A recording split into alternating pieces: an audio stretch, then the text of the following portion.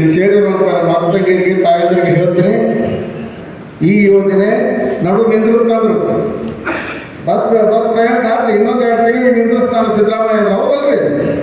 ಉಚಿತ ಬಸ್ ಪ್ರಯಾಣ ಕಟ್ಟಾಗತ್ತೆ ಅಂತ ಮಾತಾಡಿದ್ರು. ಕಟ್ಟಾಯ್ತು? ಯಾವ ಯೋಜನೆ ಕಟ್ಟಾಯ್ತು?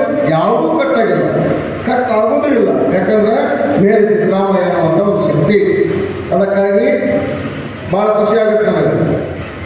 ಪ್ರಗತಿ ಪರಿಶೀಲನಾ ಈ ಸಭೆಯಲ್ಲಿ ಒಂದು ವಿಷಯವನ್ನು ಅಧ್ಯಕ್ಷರು ಹೇಳಿದರು.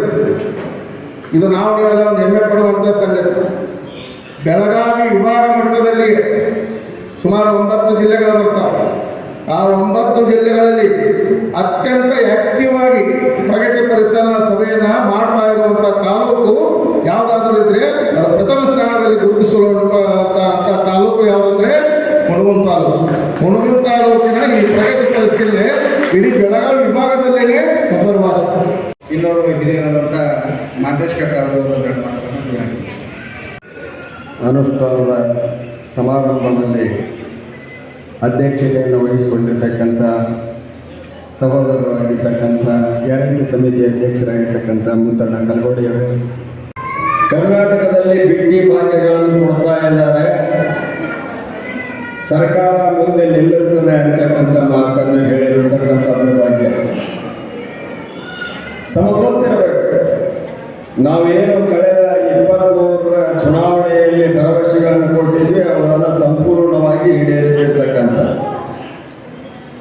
ಯಾವ ಬಿಟ್ಟಿ ಭಾಗ್ಯಗಳ ಬಗ್ಗೆ ಬಿಟ್ಟಿಯಾಗಿ ಭಾಷಣ ಮಾಡುತ್ತಿದ್ರು ಅವರೇ ಹೋಗಿ ಬೇರೆ ರಾಜ್ಯಗಳಲ್ಲಿ ಬಿಟ್ಟಿ ಭಾಗ್ಯಗಳನ್ನು ಕೊಟ್ಟಿದ್ದಾರೆ ಅಂತ ತಾವು ಮನಗಾಣಬೇಕಾಗಿದೆ. ಬಿಟ್ಟಿ ಭಾಗ್ಯಗಳನ್ನು ಕೊಡಬಾರದು ಅಂತೇಳಿ ಕರ್ನಾಟಕದಾಗ ಹೇಳ್ತಕ್ಕಂಥವರು ಬಿಹಾರದೊಳಗೆ ಬೇರೆ ಬೇರೆ ರಾಜ್ಯಗಳಲ್ಲಿ ಚುನಾವಣೆಯಲ್ಲಿ ಈ ಬಿಟ್ಟಿ ಭಾಗ್ಯಗಳನ್ನು ಕೊಟ್ಟೆ ಅಧಿಕಾರವನ್ನು ಹಿಡಿತಕ್ಕಂಥ ಕೆಲಸವನ್ನು ಮಾಡಿರ್ತಕ್ಕಂಥದ್ದು. ಆದ್ರೆ ನಾವು ಬಿಟ್ಟಿ ಭಾಗ್ಯಗಳಂತ ಕೊಟ್ಟಿಲ್ಲ. ಇದನ್ನು ಬಹಳ ಅರ್ಥ ಮಾಡಿಕೊಳ್ಬೇಕು. ನಾವು ನಿಜವಾಗಿಯೂ ಚುನಾವಣೆಗಾಗಿ ಕೊಟ್ಟಿರ್ತಕ್ಕಂಥ ಭಾಗ್ಯಗಳಲ್ಲ. ಈ ಭಾಗ್ಯಗಳನ್ನ ನಮ್ಮ ತಾಯಂದಿರಿಗೆ ಯಾಕೆ ಕೊಟ್ಟಿದ್ದೀವಿ ಅಂತಂದ್ರೆ, ನಮ್ಮ ಸರ್ಕಾರದಲ್ಲಿ ಇರತಕ್ಕಂಥ ಏನು ಮುಖ್ಯಮಂತ್ರಿಗಳಿದ್ದಾರೆ, ಅವರ ಜೊತೆಗೆ ಇರ್ತಕ್ಕಂಥ ಶಾಸಕರುಗಳಿದ್ದಾರೆ, ಅವರಿಗೆ ಜನರ ಸಮಸ್ಯೆಗಳು ಗೊತ್ತಿತ್ತು. ಈ ಬಡತನದ ಬಗ್ಗೆ, ಅವರ ನೋವಿನ ಬಗ್ಗೆ ಅವರಿಗೆ ಅರಿವಿತ್ತು. ಆ ಕಾರಣಕ್ಕಾಗಿ ಆ ಜನರಿಗೆ ಸ್ಪಂದಿಸಬೇಕು ಅಂತಕ್ಕಂಥ ಕಾರಣಕ್ಕಾಗಿ ಯೋಜನೆಗಳನ್ನು ತಂದಿರತಕ್ಕಂಥದ್ದು ಅನ್ನೋದನ್ನು ತಾವು ಮನಗಾಣಬೇಕಾಗಿದೆ. ಯೋಜನೆ ಗೃಹಲಕ್ಷ್ಮಿ ಯೋಜನೆ. ಈ ಯೋಜನೆ ಕುರಿತು ಶಿಲ್ಪಿ ಅವರು ನಮ್ಮ ವಿದೇಶಿ ಇಲಾಖೆಯ ಚಟುವಟಿಕೆಗಳನ್ನು ಹೇಳಬೇಕಂತ ವಿನಂತಿ ಮಾಡ್ಕೊಂಡಿದ್ದಾರೆ. ಕೈಯಲ್ಲಿ ಬಂದು ಹಣ ಇರ್ತಿರ್ಲಿಲ್ಲ. ಎಲ್ಲದಕ್ಕೂ ಸಹ ಗಂಡನ ಕೇಳಬೇಕು, ದೊಡ್ಡ ವಿಧಿಯ ಮನೆ ಇದೆ ಅಂತ ಕೇಳಬೇಕು. ಸಂಘಕ್ಕೆ ಹೋಗ್ಬೇಕಂತಂದ್ರೆ, ಮಾರ್ಕೆಟ್ಗೆ ಹೋಗ್ಬೇಕಂತಂದ್ರೆ, ಮಕ್ಕಳಿಗೆ ಬಟ್ಟೆ ತರಬೇಕಂತಂದ್ರೆ, ಶಾಲೆ ಫೀಸ್ ಕಟ್ಬೇಕಂತಂದ್ರೆ, ಸೀರೆ ತರಬೇಕಂತಂದ್ರೆ, ಹಬ್ಬದ ಸಂತಿ ತರಬೇಕಂದ್ರೆ ನಮ್ಮನ್ನ ನೀವು ಅವಲಂಬನೆ ಮಾಡಬೇಕಾಗಿದೆ. ಅದು ಈಗ ಆಗಿಲ್ಲ. ಗಂಡನ ಕೇಳಿದ್ರೆ ಇಲ್ಲ ನನ್ನ ಹತ್ರ ರೊಕ್ಕ ಇಲ್ಲ, ನೀವು ಕೊಡೋದ್ರು ಪರವಾಗಿಲ್ಲ, ನನ್ನ ಹತ್ರ ರೊಕ್ಕ ಐತೆ ಅನ್ನೋದು ಧೈರ್ಯ ಇವಾಗ ಸರ್ಕಾರ ನಿಮ್ಮ ರೊಕ್ಕ ನಿಮ್ಮ ಖಾತೆಗೆ ಹಾಕೋದ್ರ ಮೂಲಕ ಆ ಶಕ್ತಿಯನ್ನು ನಿಮಗೆ ತುಂಬಿದೆ. ಮಹಿಳೆಯರಿಗೆ ಸಬಲೀಕರಣ ಮಾಡೋದ್ರ ಮೂಲಕ ರಾಷ್ಟ್ರದ ಪ್ರಗತಿಯಲ್ಲಿ ಸಹ ನಿಮ್ಮ ಭಾಗ್ಯ ಆಗಲಿ ಅನ್ನೋ ಒಂದು ಮಾತು ಚಿಂತನೆಯಿಂದ ಸರ್ಕಾರ ವಿಶೇಷವಾದಂಥ ಯೋಜನೆಯನ್ನು ಇದನ್ನು ಜಾರಿಗೆ ತಗೊಂಡಿದೆ. ಈ ಹಣ, ಸರ್ಕಾರ ಕೊಟ್ಟಂಥ ಹಣ ಸದ್ಬಳಕೆ ಆಗಿದೆಯೋ ಇಲ್ಲೋ ಅನ್ನೋದನ್ನು ನಾವು ಪರಿಶೀಲನೆ ಮಾಡ್ತಾ ಹೋಗಿ ಅಂತ ಹೇಳಿದ್ರೆ, ಕೆಲವೊಂದು ಮಹಿಳೆಯರು ಹಣವನ್ನು ಉಳಿತಾಯ ಮಾಡಿಕೊಂಡು ಮಕ್ಕಳ ಮದುವೆಗೆ ಬೆಂಡಾಲಿ ಖರೀದಿ ಮಾಡಿದ್ದಾರೆ, ಕೆಲವೊಂದು ಜನ ಓಲೆ ಖರೀದಿ ಮಾಡಿದ್ದಾರೆ, ಕೆಲವೊಂದು ಜನ ಸಂಗಣೆ ಮಾಡಿಟ್ಕೊಂಡು ಮಗಳಿಗೆ ಮದುವೆ ಮಾಡೋದಿದೆ, ಬಟ್ಟೆ ಗಿಟ್ಟೆ ಇನ್ನೊಂದು ಏನಾದ್ರು ಕಾರ್ಡ್ ಗೀಟ್ ಏನಾದ್ರು ಕೊಟ್ಟು ಕಳಿಸೋಣ ಅಂತ. ಇನ್ನು ಕೆಲವು ಜನ TV ಖರೀದಿ ಮಾಡಿದ್ದಾರೆ, ಇನ್ನು ಕೆಲವು ಜನ ಫ್ರಿಜ್ ಖರೀದಿ ಮಾಡಿದ್ದಾರೆ, ಇನ್ನು ಕೆಲವೊಂದು ಜನ ತಾಯಿಯರು ಹೊಲ ಇದೆ, ನೀರಿಲ್ಲ, ಮಳೆ ಅಕಾಲಿಕ ಮಳೆ ಬರ್ತಾ ಇದೆ, ಆದ್ರಿಂದ ನಾವು ಈ ಕೂಡಿಟ್ಟಂಥ ಹಣವನ್ನು ವಿನಿಯೋಗ ಮಾಡಿಕೊಂಡು ಬೋರ್ ಹಾಕಿ ಹೊಲ ರೈತಾಪಿ ಕೆಲಸಗಳನ್ನ ಕೈಗೊಂಡಿದ್ದಾರೆ. ಅಂದರೆ ಇನ್ನೂ ಹಲವು ಉದಾಹರಣೆಗಳಿದೆ. ಇನ್ನು ಕೆಲವೊಂದು ಮಹಿಳೆಯರು ತಮಗೆ ಆರೋಗ್ಯ ಸರಿಗೆ ಇಲ್ಲದೆ ಇರುವಾಗ ತಮಗೆ ಬಂದಂಥ ಸರ್ಕಾರದಿಂದ ಬಂದ ಹಣವನ್ನು ಬಳಕೆ ಮಾಡಿಕೊಂಡು ತಮ್ಮ ಆರೋಗ್ಯವನ್ನು ಸುಧಾರಣೆಗೆ ಬಳಸಿಕೊಂಡಿದ್ದಾರೆ. ಅಂದರೆ ಸರ್ಕಾರ ಕೊಟ್ಟಂಥ ಹಣ ಎಲ್ಲಿಯೂ ದುರುಪು ಆಗಿಲ್ಲ ಅನ್ನೋ ಕಾರಣಕ್ಕೆ ಇದೊಂದು ವಿಶೇಷ ಉದಾಹರಣೆ ಅಂತ ನಾನು ಹೇಳಲಿಕ್ಕೆ ಇಷ್ಟಪಡ್ತೇನೆ. ಸರ್ಕಾರದ ಯೋಜನೆ ಸಮರ್ಥನೀಯವಾಗಿದೆ, ಸರಿಯಾಗಿ ಅನುಷ್ಠಾನಗೊಳ್ಳುತ್ತಿದೆ ಎಂಬುದಕ್ಕೆ ಇದೇ ಉದಾಹರಣೆ ಅಂತ ಹೇಳಲಿಕ್ಕೆ ಇಷ್ಟಪಡ್ತೇನೆ. ಚೆಕ್ ಮಾಡ್ತಾರೆ ಒಂದೇ ನಿಮಿಷ ಟೈಮ್ ಮಾತಾಡ್ಬಿಟ್ರೆ ನಾವು ಒಂದೊಂದೇ ಸಮಸ್ಯೆ ಇಲ್ಲೇ ಚೆಕ್ ಮಾಡಿ ನಿಮ್ಮ ಮುಂದೆ ಹೇಳ್ಬಿಡ್ತೀವಿ.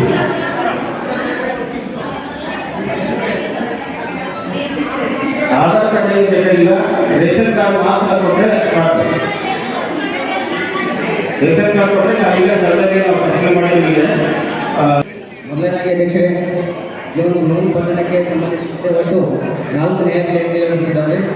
ಕೊನೆಗೂ FNCS ಒಂದೊಂದು, KPCMS ಒಂದೊಂದು, ವಿಜಯ ಮಾರ್ಕೆಟ್ ಸೊಸೈಟಿ ಒಂದೊಂದು ಮತ್ತು ಜನತಾ ಕನ್ಸ್ಯೂಮರ್ ಸೊಸೈಟಿ ಒಂದೊಂದು ರೀ. ಈ ಒಂದು ಅಂಕಿಅಂಶವನ್ನು ನೋಡೋದಾದ್ರೆ ಒಟ್ಟು ನಾವು ಇನ್ನೊಂದು ನ್ಯಾಯಾಲಯ ವಾರ ನೋಡೋದಾದ್ರೆ ಒಟ್ಟು 4 ನ್ಯಾಯಾಲಯ ವಾರ ಅಂತ್ಯೋದಯ ಅನ್ನ ಯೋಜನೆಗಳ ಒಟ್ಟು ಸಂಖ್ಯೆ 308 ರೀ. ಅದೇ ರೀತಿಯಾಗಿ BPL ಪ್ರಯಾರಿಟಿ ಹೌಸ್ಹೋಲ್ಡ್ ಬಿಲ್ಡರ್ ಚೀಟಿಗಳ ಸಂಖ್ಯೆ 3366. ಅದೇ ರೀತಿ APL ಬಿಲ್ಡರ್ ಚೀಟಿಗಳ ಸಂಖ್ಯೆ 889. ಒಟ್ಟಾರೆಯಾಗಿ ನಾವು ಬಿಲ್ಡರ್ ಚೀಟಿಗಳನ್ನು ನೋಡೋದಾದ್ರೆ 4863. ಹುನಗುಂದ ನಮ್ಮ ಹುನಗುಂದ ತಾಲೂಕಲ್ಲಿ ಒಟ್ಟು 41,595 ಮನೆಗಳಿಗೆ ಉಚಿತವಾಗಿ ವಿದ್ಯುತ್ತನ್ನು ನಾವು ಕೊಟ್ಟಿದ್ದೇವೆ. 100ಕ್ಕೆ 100ರಷ್ಟು ಕೂಡ ಪ್ರತಿ ಮನೆಗೂ ಕೂಡ ನಾವು ವಿದ್ಯುತ್ತನ್ನು ಉಚಿತವಾಗಿ ಕೊಟ್ಟಿದ್ದೇವೆ. ಯಾರ್ಯಾರು ಬಂದಿಲ್ಲ ಅಂದರೆ ಯಾರ್ಯಾರು ಬಂದಿಲ್ಲ ಎಲ್ಲರಿಗೂ ಬಂದವಲ್ಲ, ಧನ್ಯವಾದಗಳು. ಅದ್ರಾಗ ಒಂದು 400ರಷ್ಟು ಸ್ಥಾವರಗಳಿಗೆ ನಾವು ಫ್ರೀಯಾಗಿ ಇದು ಈ ಗ್ಯಾರಂಟಿ ಅಪ್ಲೈ ಆಗಿಲ್ಲ. ಯಾಕೆ ಅಪ್ಲೈ ಆಗಿಲ್ಲ ಅಂತಂದ್ರೆ ಅವು ಸರ್ಕಾರಿ ಕಚೇರಿಗಳಾಗಿರ್ತವು, ಶಾಲಾ ಕಾಲೇಜುಗಳಾಗಿರ್ತವು, ಇವುಗಳಿಗೆ ಆಗಿರೋದಿಲ್ಲ. ಮತ್ತು ಇನ್ನೊಂದು ಒಬ್ಬರಿಗೆ ಫ್ರೀ ಆಗಿರೋದ್ರೆ ಹಾಕೋಲ್ಲ. ಯಾಕೆ ಆಗಿಲ್ಲ ಅಂತ ಹೇಳ್ತೀನಿ. ನಾನು ಮಾತು ಕೇಳಿದ್ರೆ ನಿಮಗೂ ಫ್ರೀ ಆಗುತ್ತೆ, ಪೂರ ಕೇಳ್ತೀನಿ. 40 ಮಂದಿ ಹೇಳ್ತೀನಿ.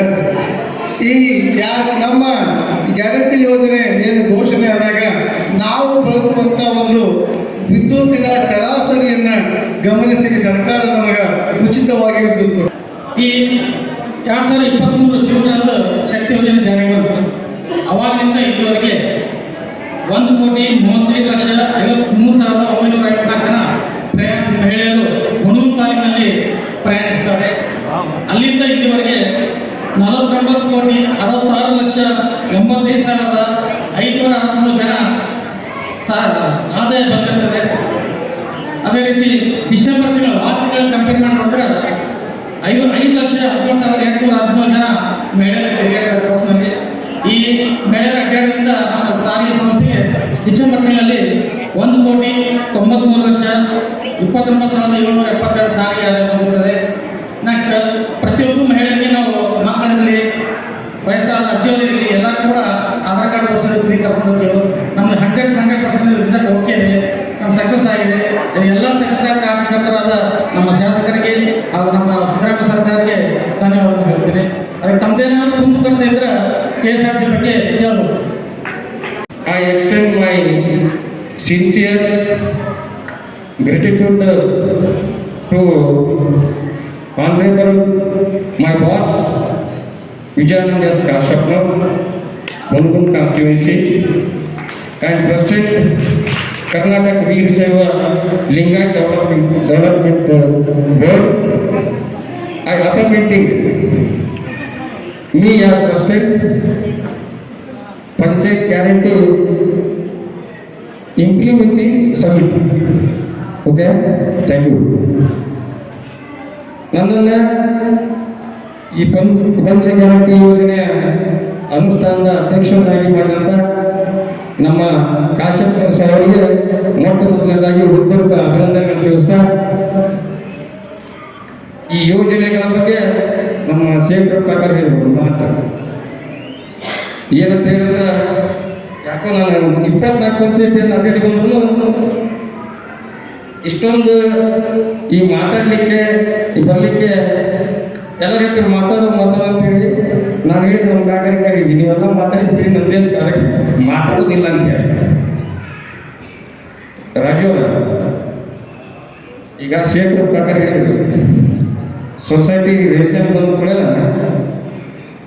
ಸೀದಾ ಹೋಗಿ ಆ ರೇಷನ್ ತೊಗೊಂಡ್ಕೊಳ್ಳೋಣ ಅಂದ್ರೆ ರೇಷನ್ ಅನ್ಸೋದು ತೊಗೊಂಡ್ಕೊಳ್ಳೋಣ, ಅದು ಸೀದಾ ಅಂಗಡಿಗೆ ಹೋಗ್ಬೇಕಂತೇಳಿ ನಾನು ಈ 8 ಹುನಗುಂದದಲ್ಲಿ ಸಭೆಯನ್ನು ಮಾಡಿ ಹಿರಿಯರ ಮಾರ್ಗದರ್ಶನದಲ್ಲಿ ಪ್ರತಿಯೊಂದು ರೇಷನ್ ಅಂಗಡಿಗೆ ಹೋಗಿ ನಾನು ನಮ್ಮ ಅಧಿಕಾರಿಗಳನ್ನ ಕರ್ಕೊಂಡು ನಿಮಗೆ ಯಾರಿಗೂ 10 kg ಕೊಡಂಗಿಲ್ಲ ಅಥವಾ ಬಂದಿರಂಗಿಲ್ಲ, ನೀವು ಊರು ಬಿಟ್ಟು ಎಲ್ಲ ಹೋಗಿರ್ತೀರಿ, ಆ ರೇಷನ್ ಉಳಿದ್ಬಿಟ್ಟಿರ್ತೈತೆ.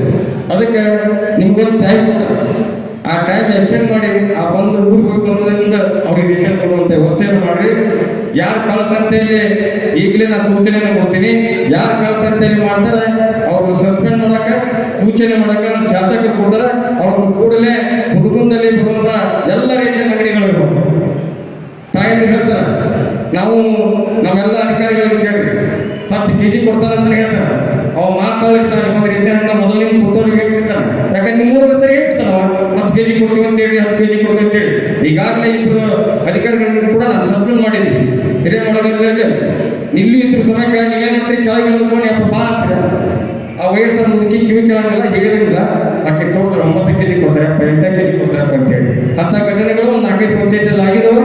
ಅದು ಕೂಡ ಈ ತಿಂಗಳಿಂದ ಅವ್ರಿಗೆ 10 kg ಅಕ್ಕಿಯನ್ನ ಕೊಡುವಂಥ ಕಾರ್ಯಕ್ರಮ ನಮ್ಮ ಈ ಗ್ಯಾರಂಟಿ ಸಮಿತಿಯಿಂದ ಸರ್ ನಾವು ಅದನ್ನ ಕೆಲಸ ಮಾಡಿದ್ದೀವಿ ಅಂತ ಹೇಳ್ತಾ, ಆಮೇಲೆ ಇನ್ನೊಂದು KSRTC ನಮ್ಮ ಹುಡುಗನ್ ಹಾಗೂ ಇಲ್ಕಲ್ ಡಿಪೋದವರಿಗೆ ಯಾವುದೇ ಬಸ್ ಬಾಗಲಕೋಟೆ ಇದ್ರ ಬರಲಿ ಅಥವಾ ನಮ್ಮ ಇಲ್ಕಲ್ ಇದ್ರ ಬರಲಿ, ಹುಡುಗನ್ ಡಿಪೋ ಆಮೇಲೆ ಇಲ್ಕಲ್ ಡಿಪೋ, ರಾಣಿ ಚೆನ್ನಮ್ಮ ಬಸ್ಸು ಬಾಗಲಕೋಟೆ ಬಂದು ರಾಣಿ ಚೆನ್ನಮ್ಮ ಸರ್ಕಲ್ ತರಿಸುವಂತ ವ್ಯವಸ್ಥೆ ಮಾಡಿಸ್ತಾ ಇದೆ.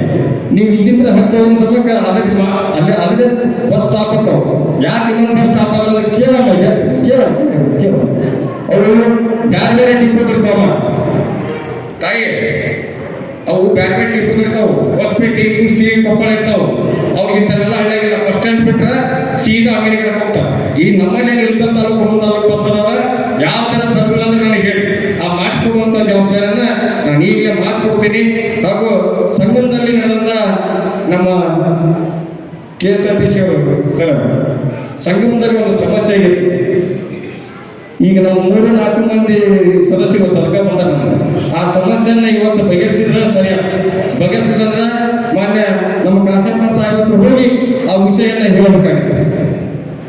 ಕಾರಣ ಏನಂತಂದ್ರೆ ಈಗ ಈ 10 ಸಲ ಬೈತಿರ್ತಾರೆ, ಪಟಕನ ಮುಂದೆ ಹೋಗುದು, ತರಬಹುದು ಮಾಡುದು, ಎಕ್ಷನ್ ಇಡೀ ಕೂಡಿಸಾಗ ದೊಡ್ಡ ಮೀಟಿಂಗ್ ಒಳಗೆ ಎಲ್ಲರೂ ಪ್ರಸ್ತಾಪನೆ ಮಾಡ್ಯಾರ. ನಮ್ಗೆ ಈಗಾಗಲೇ ಹೇಳ್ಬಿಟ್ಟಿಲ್ಲ, ಸೂಚನೆ ಓಪನ್ ಹೇಳ್ಬಿಟ್ಟಿಲ್ಲ. ನಾವು ಏನ್ರಿ ಹೇಳ್ಬಿಟ್ಟಿರ್ತೀವಿ, ಹಿರಿಯರ ಕಡೆಯಿಂದ ಫೋನ್ ಅನ್ನಿಸ್ತಾರೆ, ಕಂಡಕ್ಟರ್ಗೆ ಹೇಳ್ತಿದ್ರೆ ಹಂಗೆ ಮಾಡ್ಬಿಟ್ಟು ಮಾಡಿ. ಇದನ್ನು 3ನೇ ನಿಮ್ಗೆ ಹೇಳೋ ಅವಕಾಶ, ಅದನ್ನು ಶೀಘ್ರದಲ್ಲೇ